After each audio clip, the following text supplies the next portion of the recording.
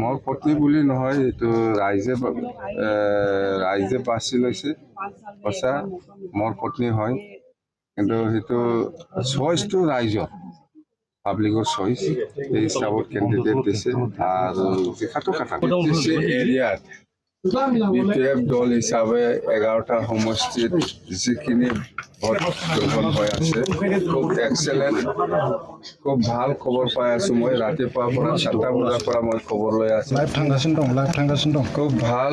আৰু 4টা সমষ্টি বিজেপিৰো খুব ভাল পজিশ্যন আৰু ভাল মানে ফলাফল হ'ব বুলি মই কামনা কৰিব পাৰোঁ।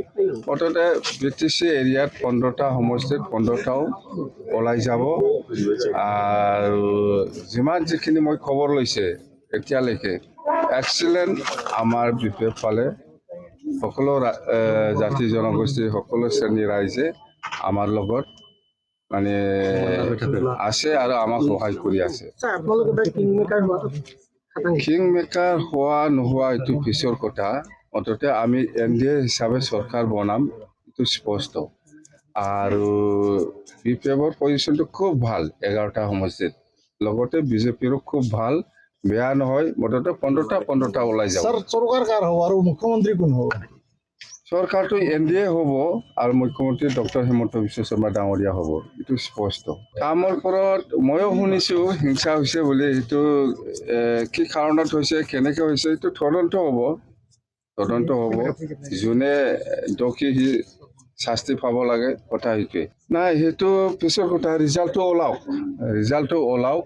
ইয়াৰ পিছত আমি চাম কোনে মন্ত্ৰী হয় নহয়, আমি কিমান মন্ত্ৰী ল'ম নল'ম। এইটো ৰিজাল্ট ওলোৱাৰ পিছত NDA হিসাবে আমি आलोचना करेंगे।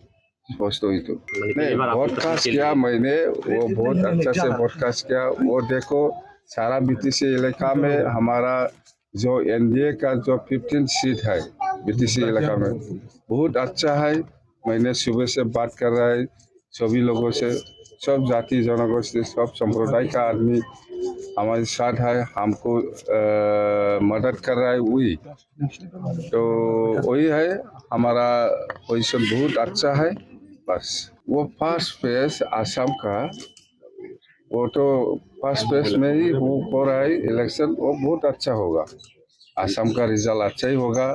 हम 80+ ऐसा आ जाएगा हमारा। महिला डिमांड। মেডাম, আপনি যেটো এমাজৰা বিজি আছিলে, এমাজৰা আমি বিজি আছিলে, ভোটৰ শেষ হোৱাৰ পিছত ক'ৰবাত দেশ বিদেশৰ যোৱাৰ পৰিকল্পনা? নাই, আমি দেশ বিদেশত ইমান নুঘূৰোঁ। মই বহুত কাম কৰি থাকিল ঘৰত, যিহেতু আমি মহিলা হয়, ঘৰত বহুত কাম কৰিবলগীয়া আছে। এইবিলাক মই সম্পূৰ্ণ কৰি ল'ম। তাৰপিছততো আৰু দায়িত্ব আছে সমাজত, সেইখিনি কৰিব লাগিব। গতিকে ঘৰৰ কামখিনি মই সম্পূৰ্ণ কৰিম 100%। আছে। মই এতিয়াও ভবা নাই, মই ভাবি পেলাই মন্ত্ৰী পদটো কাটাম বুলি আমি ভাবি ল'ব পাৰিম। এতিয়া হাইকমাণ্ডৰ কথা এইটো।